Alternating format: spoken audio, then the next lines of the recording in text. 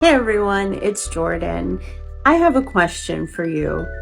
Are you someone who waits until the last minute to do your homework?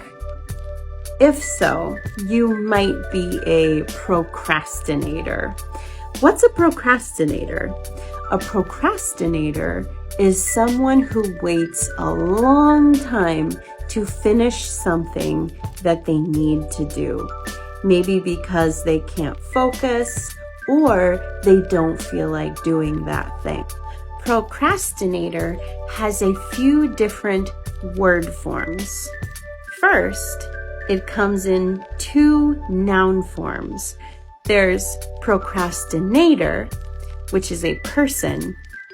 There is also procrastination, which is the idea or the concept. There is also a verb, procrastinate. For example, this video is due tomorrow, but I waited a long time to finish this video. So I procrastinated. I am a procrastinator, a professional procrastinator. In the comments below, tell us, are you a procrastinator? Have you been procrastinating? Let us know. We'd love to hear from you.